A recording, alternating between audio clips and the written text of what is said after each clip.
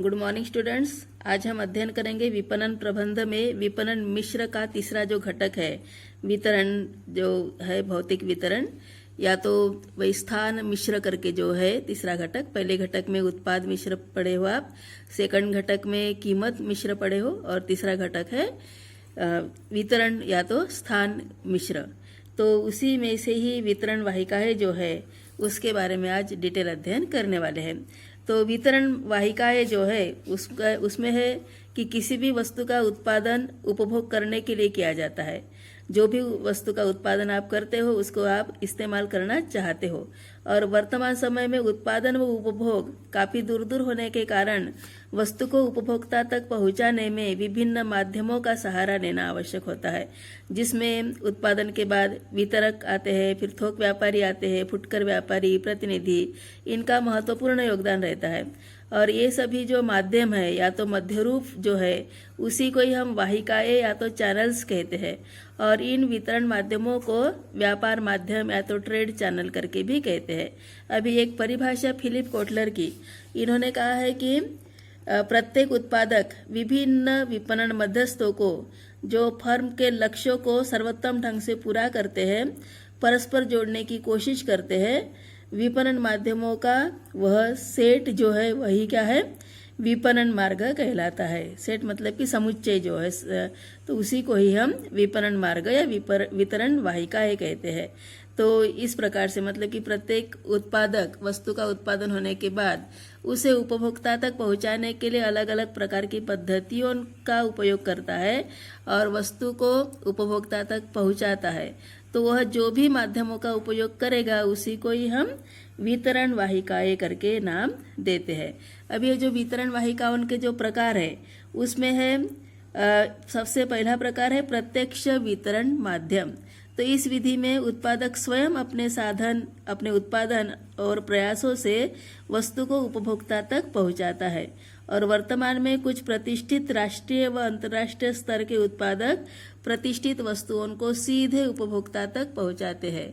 जैसे उत्पादक की दुकान आप स्वयं वो लगाएगा, या तो विक्रयकर्ताओं को अर्थात एजेंट या तो प्रेषक करके जिसको हम बोलते हैं उनकी नियुक्ति करेगा, विक्रय मशीन इस्तेमाल करेगा, या तो वितरक को भी जगह जगह पे नियुक्त करेगा। इनके द्वारा वह विक्रय करता है, और यह जो विक्रय होने के बाद उपभोक्ता के पास सीधी वस्तुएं पहुंच जाती है।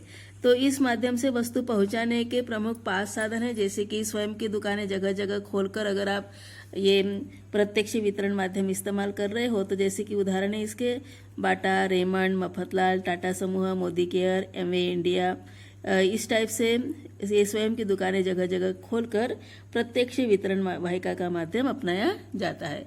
सेकंड नंबर का प्रकार है स्वयं के विक्रयकर्ता। तो कुछ उत्पादक विक्रयकर्ताओं की नियुक्ति का अपनी वस्तुओं को घर घर जाकर विक्रय करते हैं। इसे घर घर के विक्रय भी कहते हैं, और इसमें जैसे कि लिप्टन की चाय है, साबुन है, कुछ छोटी छोटी मशीनें हैं, इनका विक्रय इसी प्रकार की विधि से किया जाता है। तो उत्पादक विक्रयकर्ताओं की नियुक्ति करता है, ये सेकंड प्रत्यक्ष वितरण माध्यम में। फिर उसके बाद तीसरी जो विधि है वह है डाक द्वारा। जो अभी ऑनलाइन जो ट्रांजैक्शन हो रहा है तो वह क्या है, डाक द्वारा वितरण माध्यम है। तो विज्ञापन के विभिन्न साधनों से अपनी वस्तु का प्रचार प्रसार करके डाक द्वारा या तो कोरियर सेवा के द्वारा जो भी वस्तु को हम उपभोक्ता तक भेजते हैं तो उसी को ही डाक द्वारा प्रत्यक्ष वितरण विधि कहेंगे। चौथे नंबर में है टेलीफोन द्वारा। तो उत्पादक टेलीफोन से आदेश प्राप्त करता है और आदेश के अनुसार पते पर बराबर माल पहुंचाकर कीमत प्राप्त करता है। तो इस प्रकार से यह भी व्यवस्था प्रत्यक्ष वितरण माध्यम में शामिल होती है, और वर्तमान में यह व्यवस्था काफी लोकप्रिय हो रही है। फिर 5वें नंबर का पॉइंट है विक्रय मशीन के द्वारा। मशीनों के द्वारा विक्रय क्षेत्र में पाश्चात्य देश काफी आगे है। उत्पादकों ने कुछ छोटी छोटी वस्तुओं के विक्रय के लिए जगह जगह मशीन लगा दी है, और उत्पादक इन मशीनों में निर्धारित मूल्य डालकर कंप्यूटर विधि से भुगतान कर सामान प्राप्त कर लेते हैं। हमारे देश में कुछ दिनों से जो भी बिक्री है, मतलब कि मशीन में 1 रुपये का सिक्का डालकर अब जैसे कि वजन तौलाने की मशीन है, तो या तो रेलवे टिकट के लिए भी इस प्रकार से मशीनों का उपयोग हमारे देश में किया जाता है। तो इस प्रकार से ये पहली विधि है वितरण माध्यम के प्रत्यक्ष वितरण विधि। 5 प्रकार की विधियां इसमें दिखेगी। फिर उसके बाद सेकंड है अप्रत्यक्ष वितरण माध्यम। तो अप्रत्यक्ष वितरण माध्यम में इसमें उत्पादक अपनी वस्तुओं का विक्रय करने के लिए विभिन्न मध्यस्थों का सहारा लेता है और बड़े पैमाने के उत्पादन तथा भूमंडलीकरण के कारण अप्रत्यक्ष वितरण व्यवस्था ही उपयुक्त समझी जाती है, क्योंकि उत्पादक को सिर्फ उत्पादन पर ध्यान देना है और उसका वितरण करने का कार्य अलग अलग मध्यस्थों के द्वारा किया जाएगा। जैसे कि निर्माता प्रतिनिधि या तो दलालों की या तो वितरकों की नियुक्ति करेंगे। फिर ये जो प्रतिनिधि दलाल या जो वितरक है वह थोक विक्रेता के पास वस्तुएं भेजेंगे, थोक विक्रेता फुटकर विक्रेता उनको वस्तु बेचेंगे और फुटकर विक्रेता उपभोक्ता को वस्तु बेचेंगे। तो इस प्रकार की जो विधि है उसी को हम अप्रत्यक्ष वितरण माध्यम कहते हैं। इस व्यवस्था में मध्यस्थ कितने भी हो सकते हैं और यह इस बात पर निर्भर करता है कि उत्पाद किस श्रेणी का है और वह उपभोक्ता से कितनी दूर है। उपभोक्ता जितना दूर होगा, मध्यस्थ या तो जो वितरण की वाहिकाएं है वह उतनी ही ज्यादा बढ़ती जाएगी। तो इस प्रकार से ये दो प्रकार की विधियां है वितरण वाहिकाओं की। अभी इसके चयन के निर्धारक तत्व देखेंगे। तो किसी भी उत्पाद के सफल विक्रय के लिए वितरण माध्यम का चुनाव करना बहुत महत्वपूर्ण होता है, क्योंकि विक्रय की सफलता इन्हीं वितरण वाहिकाओं पर निर्भर होती है। और इसीलिए ये जो वितरण वाहिकाओं के चयन के लिए निर्धारक जो घटक है वह 4 प्रकार के घटकों के लिए है। एक तो है निर्माता संबंधी घटक। तो निर्माता संबंधी जो घटक है उसमें है सबसे पहला व्यवसाय का आकार। तो व्यवसाय का आकार यदि बड़ा हो तब उसके साधन भी, वितरण के साधन भी कैसे रहेंगे? अधिक रहेंगे। साधन अधिक रहने से मध्यस्थ कम से कम हो सकते, किंतु बड़े व्यवसाय में हमेशा कम वितरण वाहिका ही होगी, यह आवश्यक नहीं है। तो इस प्रकार से व्यवसाय के आकार पर वितरण वाहिका तय होती है। फिर है प्रबंधकीय अनुभव। तो किसी निर्माता के पास यदि अच्छा प्रबंध है, योग्य और अनुभवी प्रबंधक है, तो कम वितरण वाहिकाएं रह सकते हैं और डायरेक्ट उत्पादक से उपभोक्ता तक माल पहुंचाने का प्रबंध किया जा सकता है। तीसरे नंबर का घटक है व्यवसाय की आयु। यदि व्यवसाय नया है और अनुभव की कमी है तो विभिन्न चैनल्स पर आपको विभिन्न वितरण वाहिकाओं पर आधारित रहना पड़ेगा और पुराने व्यवसाय में अनुभव अधिक होने के कारण आप डायरेक्ट उपभोक्ता तक वस्तुएं पहुंचा सकते हो। तो इस प्रकार का तीसरा घटक है। चौथा घटक है ख्याति एवं आर्थिक स्थिति। तो जिस संस्था या तो उपक्रम को ख्याति अच्छी होती है, जिसकी आर्थिक स्थिति सुदृढ़ रहती है, वे अपने तरीके से उत्पादक या तो विक्रय करने में सफल हो जाते हैं। और जिनकी ख्याति खराब होती है, आर्थिक स्थिति कमजोर होती है, तो वह उत्पादक दूसरे मध्यस्थों पर निर्भर रहते हैं। तो इस प्रकार से ये वितरण वाहिकाओं के चयन के निर्धारक तत्व में पहला घटक निर्माता संबंधी घटक, इसमें 4 पॉइंट्स वितरण वाहिकाओं के चयन के लिए निर्धारक रहते हैं। फिर है वस्तु संबंधी घटक। अभी वस्तु संबंधी घटक वितरण वाहिकाओं का चयन करने में वस्तु का स्वभाव, उसकी प्रकृति, यह भी प्रभाव डालती है। वस्तु यदि नाशवान प्रकृति की है, तत्काल विक्रय करने के उद्देश्य से है, तो मध्यस्थ की संख्या बहुत ही कम रहेगी। और वस्तु अगर टिकाऊ है तो वस्तु के लिए मध्यस्थ हम ज़्यादा रख सकते हैं। तो इस प्रकार से अभी ये वस्तु संबंधित घटक है। तो ये जो बार बार जगह जगह लादने की परेशानी कैसे बचा जा सके, इस प्रकार की वस्तु है, तो क्या होगा कि कोई भी वस्तु तकनीकी किस्म की है तो उसे बेचने के बाद सेवा देनी आवश्यक होगी और ऐसी वस्तु या तो विक्रय उत्पादक स्वयं करता है, अर्थात मध्यस्थ कम ही होंगे। प्रतियोगिता है, जहाँ पे वस्तु की प्रतियोगिता अगर अधिक है वहाँ पर उत्पादक को उस मार्ग का चुनाव करना अधिक उचित होगा जिससे प्रतियोगिताओं में सफलता प्राप्त की जा सके। तो इस प्रकार से अलग अलग घटकों का वस्तु संबंधी घटक में भी प्रभाव पड़ता है। अर्थात नाशवान है तो मध्यस्थों की संख्या कम रहेगी। वजन में भारी वस्तु है तो बिना मध्यस्थों से भी सीधे उपभोक्ता तक वस्तु पहुंचाई जाएगी। तकनीकी किस्म की है तो उसे बेचने के बाद सेवा अगर देनी आवश्यक है तो वितरण माध्यम ज़्यादा रहेंगे। प्रतियोगिता वाली वस्तु है तो भी क्या होगा कि उचित मार्ग उत्पादक को चुनना पड़ेगा। ठीक है, इस प्रकार से वस्तु संबंधी घटक है। फिर है बाजार संबंधित घटक।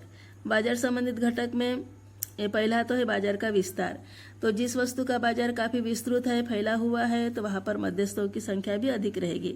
और यदि वस्तु का बाजार किसी स्थानीय क्षेत्र में केंद्रित है तो वहां पर उत्पादक द्वारा स्वयं वस्तु का विक्रय कर लेने के कारण मध्यस्थों की आवश्यकता नहीं होगी। फिर है ग्राहकों की संख्या। तो ग्राहकों की संख्या भी वितरण वाहिकाओं के चयन को प्रभावित करेगी। अगर अधिक संख्या में ग्राहक रहने से वितरण माध्यमों का सहारा लेना आवश्यक हो जाता है, जबकि ग्राहकों की संख्या अगर कम है तो उत्पादक स्वयं वस्तुओं का विक्रय कर सकता है। फिर है ग्राहकों का क्रय स्वभाव। तो ग्राहकों की क्रय की आदत जो है वह भी वितरण माध्यम के चयन को प्रभावित करती है। जैसे विक्रेता उधार विक्रय के पक्ष में नहीं है और ग्राहक का उधार खरीदने की आदत है, तब ऐसे मध्यस्थों का सहारा लेना आवश्यक हो जाएगा जो उधार विक्रय करना उचित समझते हो। फिर है चौथे नंबर का पॉइंट है क्रयादेशी का आधार। यदि क्रेता एक साथ अधिक वस्तु का मतलब कि क्रयादेशी जारी करता है तो उत्पादक स्वयं बिना मध्यस्थों के उत्पाद का विक्रय कर सकेगा, किंतु छोटे छोटे और बार बार आदेश प्राप्त होने पर किसी मध्यस्थ की आवश्यकता जरूर महसूस हो जाएगी। फिर 5वें नंबर का पॉइंट है ग्राहक का प्रकार। तो ग्राहक के अंतिम उपभोक्ता होने पर किसी न किसी मध्यस्थों का होना आवश्यक है, जबकि ग्राहक कोई उद्योग या तो उपक्रम होने पर उत्पादक अपने उत्पाद को सीधे उद्योग में भेजकर विक्रय कर सकता है और उस समय मध्यस्थों की आवश्यकता नहीं होगी। तो इस प्रकार के जो घटक है वह है बाजार संबंधी घटक। अभी है मध्यस्थ संबंधित घटक। तो मध्यस्थ संबंधी घटक जो है वो भी वितरण वाहिकाओं को प्रभावित करते हैं। तो उसमें है वितरण वाहिकाओं के चयन के लिए सबसे पहला घटक है मध्यस्थ संबंधी घटक, वो है मध्यस्थों की उपलब्धता। उत्पादक जैसे मध्यस्थ चाहता है या तो मध्यस्थ को जिस प्रकार के मध्यस्थों की आवश्यकता होती है, यदि वो उपलब्ध हो जाए तो उत्पादक वितरण वाहिकाओं में आवश्यक परिवर्तन कर सकता है। फिर मध्यस्थों के द्वारा दी जाने वाली सुविधाएं। मध्यस्थ यदि उत्पादक को आवश्यक सुविधाएं प्रदान करने के लिए तैयार है तो वितरण वाहिकाएं अवश्य होगी, अथवा उत्पादक प्रत्यक्षतः अपनी वस्तुओं का विक्रय करना उचित समझेगा। संभावित विक्रय मात्रा। संभवतः उत्पादक उन्हीं विक्रय माध्यमों का चुनाव करता है जिस माध्यम से विक्रय के अधिक होने की संभावना रहती है और ऐसे विक्रय माध्यम अधिक महंगे नहीं होते हैं। और विक्रय लागत। जिस वितरण वाहिका से कम लागत पर अधिक से अधिक विक्रय किया जा सकता है उस वाहिका का प्रयोग करना उचित होता है। और 5वां है शासकीय नियम। तो शासकीय नियम से भी वितरण माध्यम प्रभावित होते हैं। दवाई के उत्पादक केवल लाइसेंस प्राप्त मध्यस्थों या तो डीलरों को ही वितरण का कार्य सौंप सकते हैं और इसी प्रकार जो भी मादक पदार्थ है उनका भी विक्रय भी लाइसेंस प्राप्त व्यक्ति ही कर सकता है। तो इस प्रकार से ये टोटल जो घटक थे वितरण वाहिकाओं के चयन के लिए वह 4 प्रकार के व्यक्तियों के लिए घटक थे। तो इन घटकों का व्यवस्थित अध्ययन करना है। और अभी हमें देखना है छोटा सा पॉइंट जो है भौतिक वितरण। तो भौतिक वितरण का आशय क्या है? व्यक्तिगत रूप से सही वस्तु सही मात्रा में सही स्थान और सही समय पर पहुंचाना, उसी को ही हम भौतिक वितरण करके कहेंगे, क्योंकि व्यवसाय में सही समय और सही स्थान पर सही वस्तु का पहुंचना आवश्यक होता है। इसकी परिभाषा देखेंगे मैकार्थी की। उन्होंने कहा है कि वैयक्तिक फर्मों के भीतर एवं वितरण प्रणालियों के साथ साथ माल का वास्तविक हस्तांतरण और संचालन भौतिक वितरण कहलाता है। अर्थात जहाँ पे आवश्यक है उस वस्तु को उसी समय उस व्यक्ति के पास पहुँचाना, उसी को हम कहेंगे भौतिक वितरण। अभी भौतिक वितरण की विशेषता देखो। तो भौतिक वितरण वस्तु के निर्माण एवं मांग के बीच की प्रमुख कड़ी है। भौतिक वितरण संस्था के भीतर व संस्था के उत्पादों की वितरण वाहिकाओं के साथ साथ उत्पादों के प्रवाह और प्रवाह व्यवस्थाओं का प्रबंध है। ये भौतिक वितरण में उत्पादों का एकत्रीकरण करना, हस्तन मतलब कि हस्तांतरण करना, स्कंध नियंत्रण करना, भंडारण करना मतलब कि स्टॉक बराबर गोडाउन में रखना, परिवहन, पैकेजिंग, प्रेषण मतलब कि जो मध्यस्थ है एजेंट है उनका नियुक्ति करना, तो ये सभी कार्य यहाँ पे करने पड़ते हैं। तो इस प्रकार की ये 3 विशेषता आपको भौतिक वितरण की दिखेगी। और फिर विक्रय संवर्धन जो है वह व्यवसाय को जहाँ एक और गति प्रदान करता है वही व्यवसाय को हस्तपुष्ट एवं तरोताजा रखता है। तो आगे की वीडियो में हम विक्रय संवर्धन के बारे में अध्ययन करेंगे। तो ये वितरण वाहिकाएं क्या है उसका अध्ययन हमने आज किया है। तो इसके चयन को प्रभावित करने वाले घटकों का आपको व्यवस्थित अध्ययन करना है।